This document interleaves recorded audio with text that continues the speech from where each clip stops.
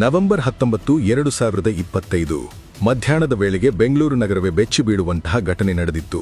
7.11 ಕೋಟಿ ರು ನಗದು ಒಯ್ಯುತ್ತಿದ್ದ ವ್ಯಾನ್ ಅಪಹರಣ.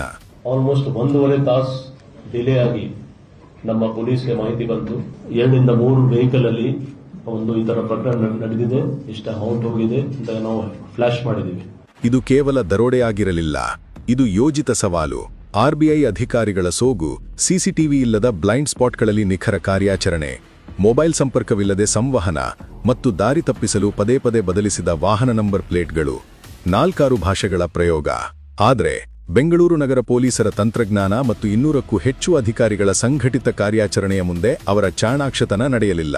ಇದರಲ್ಲಿ ನಮ್ಮ 2 ಜಾಯಿಂಟ್ ಕಮಿಷನರ್ ಸಿಸಿಬಿ ಮತ್ತೆ ಜಾಯಿಂಟ್ ಕಮಿಷನರ್ ವೆಸ್ಟ್ ಅವ್ರ ಸೂಪರ್ವಿಷನ್ ಅಲ್ಲಿ, ಡಿಸಿಪಿ ಸೌತ್ ಮತ್ತೆ ಸಿಸಿಬಿ ಡಿಸಿಪಿ, ಅನಂತ್ ಟೀಮ್ ನಲ್ಲಿ ಪಿಐ ಇನ್ಸ್ಪೆಕ್ಟರ್ಸ್ ಮತ್ತೆ ಎಸಿಪಿಸ್ ಎಲ್ಲ ಸೇರಿ ಒಟ್ಟು ಅಂದಾಜು 200 ಆಫೀಸರ್ಸ್ ಮತ್ತೆ ಮೆನ್ ಕಳೆದ 2-3 ದಿವಸದಿಂದ ಕಂಟಿನ್ಯೂಸ್ ಆಗಿ ಅವರು ತುಂಬಾ ಒಳ್ಳೆ ಕೆಲಸ ಮಾಡಿದ್ದಾರೆ.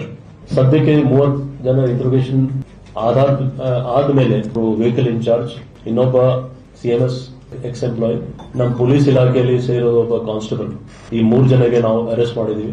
ಈ ಟೋಟಲ್ ಆಪರೇಷನ್ ಅಲ್ಲಿ ಇಲ್ಲಿವರೆಗೆ 6 ರಿಂದ 8 ಜನ ಶಾಮೀಲ್ ಆಗಿರಬಹುದು.